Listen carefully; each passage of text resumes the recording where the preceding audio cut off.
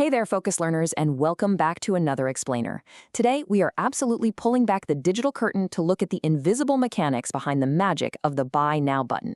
Seriously, if you've ever stopped to wonder how simply tapping a picture on your phone somehow results in a physical package arriving right at your doorstep a day later, well, you're in exactly the right place. Today, we're dissecting the complete business blueprint of e-tailing. Okay, let's dive into this. Here's our roadmap for today. We'll kick things off with a core e-tailing concept, then move into how we actually structure the digital store. From there, we'll examine the real-world reality for both the retailer and the buyer, and we'll wrap the whole thing up with the e-retail mix. Let's get moving. First up, setting the baseline. Let's firmly define what electronic retailing actually means. To really get this, we need to draw a hard line. Traditional retail is the sale of goods at a physical location, right? It's where the seller and the buyer meet face to face. Think of walking into a massive big box store like Walmart or grabbing a burger at McDonald's. E-tail, on the other hand, is the sale of goods over the internet. The entire transaction, the browsing, the selection, the payment, happens purely in a digital environment. And this brilliantly illustrates that shift. Just think about the physical rack for a second. Think about that tactile experience of physically sifting through clothes on a hanger. Now compare that to the digital cart, where a few keystrokes and a quick mouse click completely replace your stroll down a store aisle.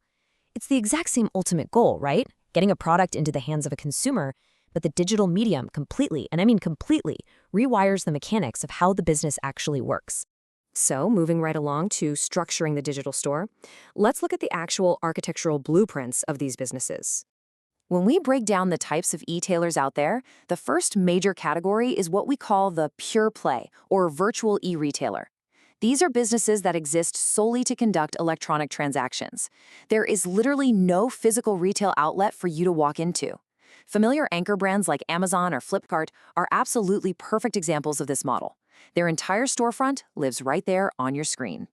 Now, contrasting with that pure play approach, we have the brick-and-click e-retailers, sometimes called click and mortar.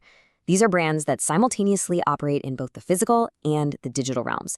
So, for example, you could hop online and buy a Dell computer directly from their website, or if you prefer, you can walk straight into a physical electronics store and buy that exact same computer right off the shelf. They're leveraging the immense reach of the internet alongside their traditional physical outlets.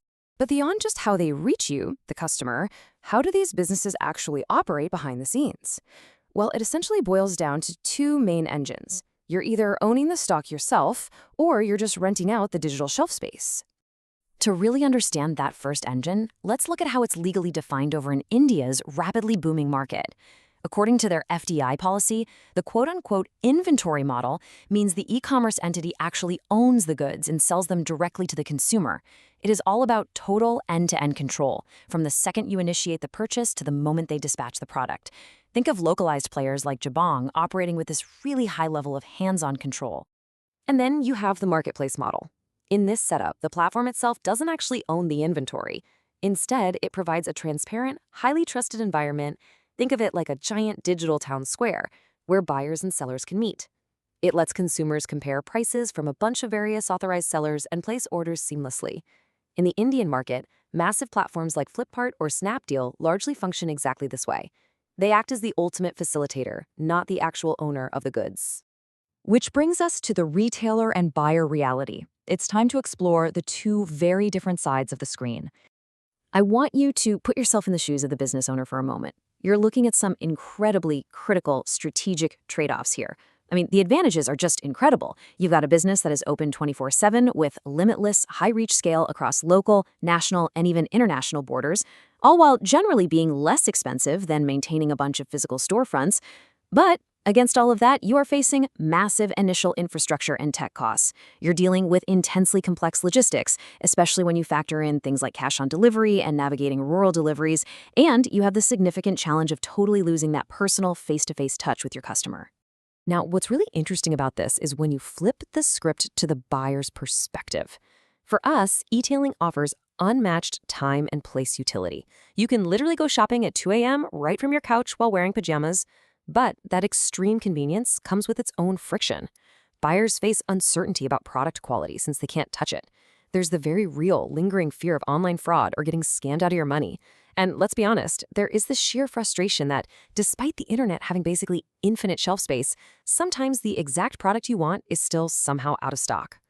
All right, moving into our final section, the e-retail mix, and specifically, the 7Cs formula. Let's look at the actionable framework that actually ties a successful venture together. Because, look, building a winning digital strategy is basically like assembling a massive complex puzzle, and it requires a total paradigm shift. You absolutely cannot just copy and paste a physical retail strategy, slap it onto a website, and hope for the best. It doesn't work. You need a highly specialized mix tailored specifically for the digital ecosystem. So the crucial point is mastering what we call the 7Cs. Think of this as your dynamic checklist for survival. You must optimize convenience so it's effortless for the buyer. You have to provide true customer value. You need to relentlessly balance your cost. You must master communication to build relationships through a screen. You need dedicated customer care to fix problems the second they arrive. And finally, you have to nail the complex backend with top-tier computing and smart category management.